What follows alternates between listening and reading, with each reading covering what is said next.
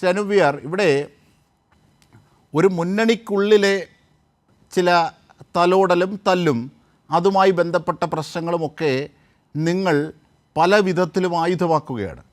പക്ഷേ അതവിടെ നിൽക്കട്ടെ. എനിക്കറിയേണ്ടത് തൃശ്ശൂരുമായി ബന്ധപ്പെട്ട് ഇപ്പോൾ ഇന്ന് പ്രതിപക്ഷ നേതാവും ഒക്കെ പറഞ്ഞിരുന്ന പ്രധാനപ്പെട്ട കാര്യങ്ങൾ അതൊക്കെയാണല്ലോ. തൃശ്ശൂരുമായി ബന്ധപ്പെട്ട വോട്ട് ചോർച്ചയിൽ BJP പക്ഷത്തേക്ക് കോൺഗ്രസിൻ്റെ വോട്ടുകൾ ചോർന്നു. 86,000. മൂന്നാം സ്ഥാനത്തേക്ക് പോയി അവിടെ ജയിച്ചിരുന്ന കോൺഗ്രസ്. അതും കെ മുരളീധരനെ പോലെ ഒരു പ്രമുഖനാണ് മത്സരിച്ചിരുന്നിട്ട് പോലും അവിടെ LDFന് ഒരു വോട്ട് ചോർച്ച ഉണ്ടായിട്ടില്ല. അവരുടെ ഏതാണ്ട് 13,000 വോട്ട് കഴിഞ്ഞ തവണത്തിൽ നിന്ന് കൂടിയിട്ടേ ഉള്ളൂ. പക്ഷേ 86,000 വോട്ട് പോയതും കോൺഗ്രസിൻ്റേത്, ജയിച്ചത് BJPയുടേത്. ഇത് പഠിക്കാൻ നിങ്ങൾ നിയോഗിച്ച സമിതിയുടെ റിപ്പോർട്ട് എവിടെ എന്ന ചോദ്യം ഇന്ന് മുഹമ്മദ് റിയാസ് അടക്കമുള്ളവർ ഉന്നയിച്ചിട്ടുണ്ട്. നിങ്ങളുടെ പലവിധത്തിലുമുള്ള ചേറുകളെ മറയ്ക്കാൻ അൻവറിനെയും അല്ലെങ്കിൽ അതുമായി ബന്ധപ്പെട്ട കാര്യങ്ങളെയും ഒക്കെ മറയാക്കുന്നത് എത്ര കണ്ട് ശരിയാണ് രാഷ്ട്രീയ ധാർമ്മികതയ്ക്ക്? ഇതാണ് ചോദ്യം.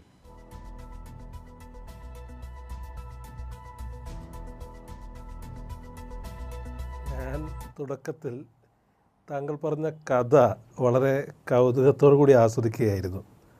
അതിൽ താങ്കൾ പറയുന്ന ചില ഛിദ്രശക്തികൾ, താങ്കൾ ഞങ്ങളെയൊക്കെ കാണുന്നത് ഛിദ്രശക്തികളായിട്ടാണ്. ഛിദ്രശക്തികൾ തീർച്ചയായും.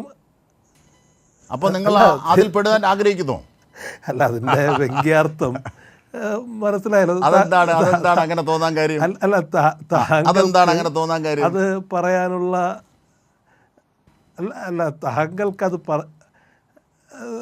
സ്വാഭാവികമായി താങ്കൾ അതിനെ കാണുന്ന, താങ്കളുടെ വീക്ഷണകോണിൽ താങ്കൾ അതിനെ കാണുന്നത് അൻവർ പറഞ്ഞ കാര്യങ്ങൾ മുതലാക്കാൻ ആഗ്രഹിക്കുന്ന ചില ഛിദ്രശക്തികൾ എന്ന് പറയുന്നത് ആരുടെ നേരെയാണ് എന്ന് ഞങ്ങൾക്ക് സ്വാഭാവികമായി മനസ്സിലാവുമല്ലോ. പിണറായി വിജയന്റെ ഭാഷ അത് മനസ്സിലാവേണ്ട തരത്തിലാണ് താങ്കൾ പറഞ്ഞത്. അതെന്തോ ആവട്ടെ. അല്ല, ഞാനതൊന്ന് ഓർമ്മിപ്പിക്കാം. ഇതേ സുജിത് ദാസിനെതിരായി PV അൻവർ തുടക്കത്തിൽ അദ്ദേഹത്തിൻ്റെ ഓഡിയോ പുറത്തുവിടുന്നതിന് മുമ്പ് സുജിത് ദാസുമായി ബന്ധപ്പെട്ട് ആ SP ഓഫീസിന് മുന്നിൽ അദ്ദേഹം കുത്തിയിരുന്ന ഘട്ടത്തിൽ നിങ്ങളെ പിന്തുണയ്ക്കുന്നവരടക്കം ഇവിടുത്തെ മാധ്യമങ്ങൾ പറഞ്ഞത് തൻ്റെ വരുതിക്ക് വരാത്ത പോലീസിന് നേരെ എന്നായിരുന്നു PV അൻവറിനെ വിശേഷിപ്പിച്ചിരുന്നത്, അല്ലേ? മുമ്പ് അദ്ദേഹത്തെ പല വിധത്തിലും കച്ചവടക്കാരനും കൊള്ളക്കാരനുമാക്കി നിങ്ങളടക്കമുള്ള പ്രതിപക്ഷ മാധ്യമങ്ങളും അദ്ദേഹത്തെ പ്രതിക്കൂട്ടിലാക്കി ആക്രമിക്കാൻ ശ്രമിച്ചിരുന്നില്ലേ? ഈ സംഭവ വികാസങ്ങളുടെ ഒക്കെ പശ്ചാത്തലത്തിൽ വേണം ഈ വിഷയത്തെ അപഗ്രഥിക്കാൻ എന്ന് പറഞ്ഞതിൽ എന്ത് തെറ്റ്?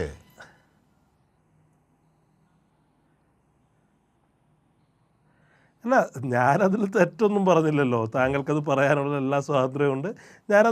എൻ്റെ ഒരു ഭാഗം വിശദീകരിച്ചതാന്നേ. ഇത് ഛിദ്രശക്തികളാണെന്നും ഇത്തരമൊരു സാഹചര്യത്തെ മുതലെടുപ്പ് നടത്തുന്നവയാണ് പ്രതിപക്ഷം എന്നൊക്കെ പറയാനുള്ള താങ്കളുടെ സ്വാതന്ത്ര്യത്തെ മാനിച്ചുകൊണ്ട് തന്നെയാണ് ഞാൻ പറയുന്നത്. താങ്കൾക്ക് അങ്ങനെ പറയാം. പക്ഷെ താങ്കൾ മനസ്സിലാക്കേണ്ട ഒരു കാര്യം, ഇത് കേവലം രാഷ്ട്രീയമായ വിഷയമാണോ, പ്രതിപക്ഷം ദുരുപയോഗം ചെയ്ത വിഷയമാണോ ഭരണകക്ഷി MLA ഉന്നയിച്ചത്? ഒരു നാടിനെ ബാധിക്കുന്ന അത്യന്തം ഗുരുതരമായ ആരോപണങ്ങൾ പബ്ലിക് ഡൊമൈനിൽ പറയുമ്പോൾ ഞങ്ങൾ മിണ്ടാതിരുന്നാൽ ഞങ്ങൾക്ക് നിക്ഷിപ്ത താല്പര്യങ്ങളുണ്ടെന്ന് ആളുകൾ കരുതില്ലേ? ഇത് ഇപ്പോൾ അൻവറിനെ കുറിച്ച് നിങ്ങൾ പറയുന്ന ഏറ്റവും വലിയ പരാതി എന്താ? ബഹുമാനപ്പെട്ട മുഖ്യമന്ത്രി പറഞ്ഞത് എന്താ? അദ്ദേഹത്തിൻ്റെ കോൺഗ്രസ് പശ്ചാത്തലമാണ് പ്രശ്നം എന്നാണ്. അങ്ങനെ മുഖ്യമന്ത്രി പറഞ്ഞിട്ടില്ല. കോൺഗ്രസ് പശ്ചാത്തലം എന്ന് പറയുന്നത് അങ്ങനെ മുഖ്യമന്ത്രി പറഞ്ഞിട്ടില്ല. ഇന്ത്യ മുന്നണിയുടെ മുഖ്യമന്ത്രി പറഞ്ഞിട്ടുമില്ല. അൻവർ ഒരു ഘട്ടത്തിലും മുഖ്യമന്ത്രിയെയും പാർട്ടിയെയും തള്ളി പറഞ്ഞിട്ടില്ല. അതാണ് ചില ഛിദ്ര സ്വഭാവങ്ങൾ രൂപപ്പെടുന്നു എന്ന് ഞാൻ നിരീക്ഷിച്ചതിന്റെ അർത്ഥം അതാണ്.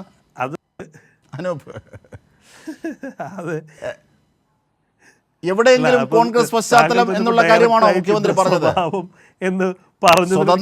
ഒരു സ്വതന്ത്ര MLA ആണ്. അദ്ദേഹത്തിന് കോൺഗ്രസിൽ നിന്ന് വന്ന പശ്ചാത്തലമുള്ളത് കൊണ്ട് ഈ പരസ്യ പ്രതികരണം എവിടെ, ഉൾപാർട്ടി ജനാധിപത്യം എന്ത്, ഈ വിഷയത്തിൽ ഒരു വീഴ്ച പറ്റി എന്ന കാര്യം വിശദീകരിക്കാനാണ് മുഖ്യമന്ത്രി അവിടെ പറഞ്ഞത്. അല്ല, കോൺഗ്രസ്സുകാരനായത് കുഴപ്പമാണെന്ന അർത്ഥത്തിലല്ല ആയിരുന്നത്.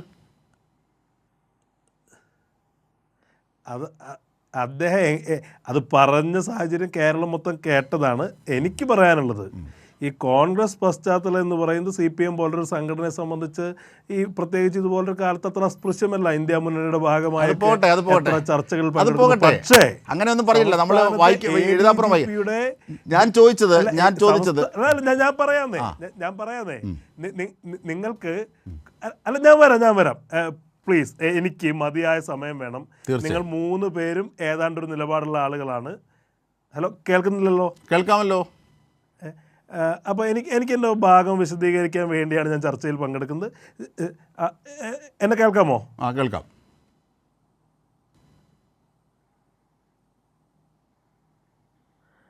ഞാൻ പറയുന്നത്, താങ്കൾ പറഞ്ഞ തൃശ്ശൂരിലെ തോൽവിയെ സംബന്ധിച്ച് കോൺഗ്രസ് അതിനെ അഭിമുഖീകരിച്ച രീതിയെക്കുറിച്ചൊക്കെ ഞാൻ വരാം. അതിലേക്കൊന്നും ഒളിച്ചോടാൻ സാധ്യമല്ല. അതൊരു യാഥാർത്ഥ്യമല്ല, ഒരു രാഷ്ട്രീയ യാഥാർത്ഥ്യമല്ലേ.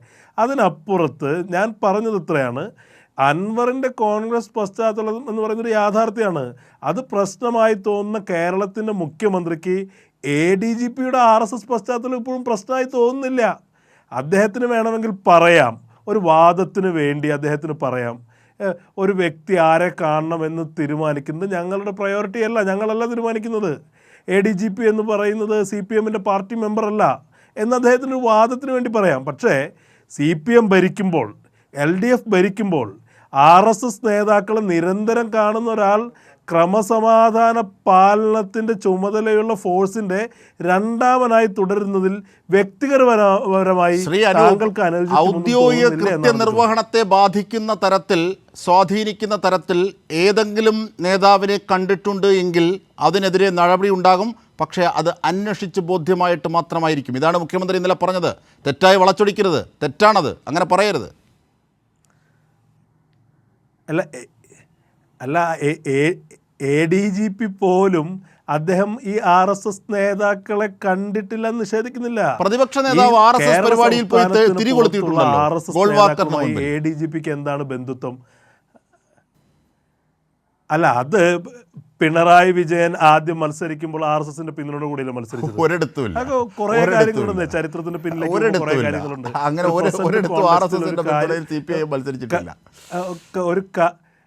ഒരു എന്താ, അദ്ദേഹം ആദ്യം മത്സരിച്ചപ്പോൾ അടിയന്തരാവസ്ഥയ്ക്ക് ശേഷമുള്ള തെരഞ്ഞെടുപ്പ് ഒരിക്കലും RSSന്റെ പിന്തുണയിലല്ല, നിലനിൽക്കല്ലേ. ജനതാ പാർട്ടിയാണെന്നുള്ളത് എന്തേ? അവിടെ എങ്ങനെയാണ് ജനതാ പാർട്ടിയിൽ RSSന്റെ അംഗങ്ങളില്ലേ? എങ്ങനെയാണ് പോയത്? അത് മറ്റൊന്നാണ്. അതൊരു മുന്നണി സ്വഭാവത്തിലുള്ള പാർട്ടിയായിരുന്നു. അത് അടിയന്തരാവസ്ഥക്കെതിരെ. അത് വിടൂ. CPIM എവിടെയും RSSന്റെ പിന്തുണ വാങ്ങിയിട്ടില്ല. എവിടെയാണ്? നിങ്ങൾക്ക് തെളിയിക്കാമോ? അല്ല, ഒരിക്കലും ഇല്ല. വെറുതെ അനാവശ്യമായി തർക്കവും പോയിട്ട് സമയം കളയരുത്. ജയപ്രകാശ് നാരായണന്റെ മൂവ്മെന്റും അത് ഉയർത്തിയതും അവിടെ രൂപപ്പെട്ടതും ആ കാര്യങ്ങളൊക്കെ എല്ലാവർക്കും അറിയാം. 75-77 കാലഘട്ടവും അതിനുശേഷമൊക്കെ. അത് വിടൂ. CPIM അവിടെ RSSന്റെ പിന്തുണയൊന്നും വാങ്ങിയിട്ടില്ല.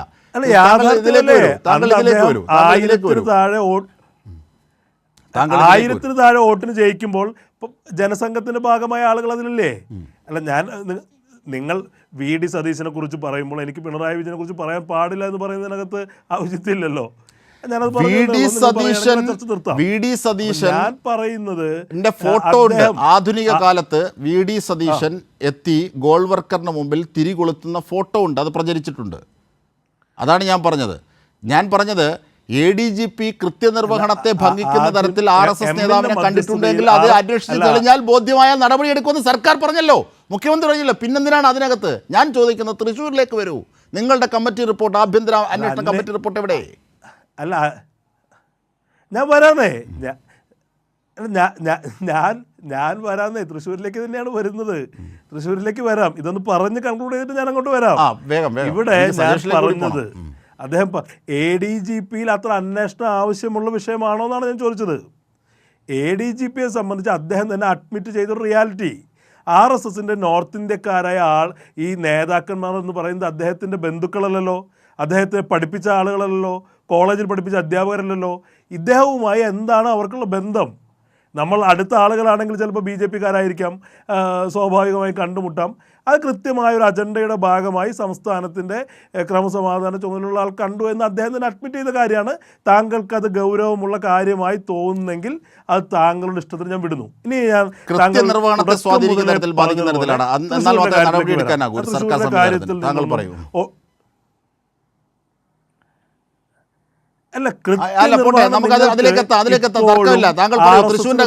ഉദ്യോഗസ്ഥൻ പ്രിയങ്കരനായി തുടരുന്നു. ഞാൻ വരാം. തൃശ്ശൂരിൽ കേരളത്തിൽ കോൺഗ്രസിനെ സംബന്ധിച്ച് 20 സീറ്റിൽ 19 സീറ്റിൽ തിളക്കമാർന്ന വിജയം നേടിയപ്പോഴും ആ തിളക്കം കുറയിപ്പിച്ച, ആ തിളക്കത്തിന് മങ്ങലേൽപ്പിച്ച ഒരു സംഭവമായിട്ടാണ് തൃശ്ശൂരിലെ പരാജയത്തെ ഞങ്ങൾ കാണുന്ന ഒരു സംശയവുമില്ല. ജനങ്ങളുടെ മുന്നിൽ ഞങ്ങൾ ഏറ്റുപറഞ്ഞതാണ്. അത് ഞങ്ങളുടെ സംഘടനാപരമായ പരാജയവുമായും രാഷ്ട്രീയപരമായ പരാജയവുമായി കണ്ടതുകൊണ്ടാണ് തൃശ്ശൂരിലെ സംഘടനാ നേതൃത്വത്തെ തന്നെ അവിടെ നിന്ന് മാറ്റുകയാണ്. അവിടെ ഉണ്ടായിരുന്ന DCC പ്രസിഡന്റ് ഉൾപ്പെടെയുള്ള ആളുകളെ, UDFൻ്റെ ചെയർമാനായ ആളുകൾ മാറ്റിക്കൊണ്ട് പാലക്കാട്ട് DCC പ്രസിഡന്റ്, പാലക്കാട്ട് MP ആയ VK ശ്രീകണ്ഠനെ പോലെ ഒരാൾക്ക് ചുമതല കൊടുത്ത് അത്തരമൊരു പരാജയം അംഗീകരിക്കുക എന്നുള്ള ആദ്യപടിയായി ചെയ്തു. അതിൻ്റെ കമ്മീഷനെ വെച്ചു. ആ പരാജയത്തെ വളരെ ഗൗരവത്തോടു കൂടി ഒരു രാഷ്ട്രീയ പാർട്ടി എന്നുള്ള നിലയിൽ കോൺഗ്രസ് ഉൾക്കൊള്ളുകയും സംഘടനാപരമായ പാളിച്ചകൾ വന്നാൽ എത്ര വലിയ ആളുകളായാലും നടപടിയെടുക്കുമെന്നുള്ള കൃത്യമായ മെസ്സേജ് കൊടുത്തു. അത് അത്രയും ഗൗരവമായി കേരളത്തിലെ കോൺഗ്രസ് പാർട്ടി കാണുന്നതുകൊണ്ടാണ്. നിങ്ങൾ ഈ കാര്യം പറയുന്നുണ്ടല്ലോ, ഞങ്ങളുടെ പാർട്ടി റിപ്പോർട്ട് വെളിച്ചം കണ്ടിട്ടുണ്ടോ എന്ന് ചോദിക്കുന്നത്. ഒരു പാർട്ടിയുടെ റിപ്പോർട്ട്, KPCCയുടെ റിപ്പോർട്ട് KPCC യോഗത്തിലാണ് വെളിച്ചം കാണുക. പക്ഷേ തൃശ്ശൂർ പൂരത്തിൻ്റെ റിപ്പോർട്ട്, ഗവൺമെൻറ് ഉത്തരവാദിത്തപ്പെട്ട ഭരണകൂടത്തിൻ്റെ റിപ്പോർട്ട് 5 മാസമായി അടയിരിക്കുകയാണ് ഗവൺമെൻറ്. ഞാൻ പറഞ്ഞതല്ല. VS സുനിൽകുമാർ എന്ന് പറയുന്ന കേരളത്തിലെ സമുന്നതനായ LDFൻ്റെ നേതാവായിട്ടുള്ള ഒരു മുൻ മന്ത്രിയായിട്ടുള്ള വ്യക്തിയെ അങ്ങനൊന്നല്ല പറഞ്ഞത്. താങ്കൾ ഇപ്പോൾ പറഞ്ഞ ഡയലോഗ് ഇന്നലെ പ്രതിപക്ഷ നേതാവ് പറഞ്ഞതാണ്. VS സുനിൽകുമാറിന്റെ തലയിൽ വെച്ച് കെട്ടരുത്. അല്ലല്ല അത് പറയരുത്. VS സുനിൽകുമാർ മുഖ്യമന്ത്രിയിൽ വിശ്വസിക്കുന്നു, 24 നവംബർ റിപ്പോർട്ട് ആവശ്യപ്പെട്ടിട്ടുണ്ട് എന്നുള്ളത് തന്നെയാണ്. VS സുനിൽകുമാർ മുഖ്യമന്ത്രിയെ വിശ്വസിച്ച് തന്നെയാണ് അദ്ദേഹം പറഞ്ഞത്. താങ്കൾ പറഞ്ഞ ഡയലോഗ് പ്രതിപക്ഷ നേതാവ് പറഞ്ഞാണ്. വളച്ചൊടിക്കരുത്. ഞാനൊരു കാര്യം പറയാം. അനൂപ് വളരെ വിദഗ്ധമായി കാര്യങ്ങൾ വളച്ചൊടിക്കാൻ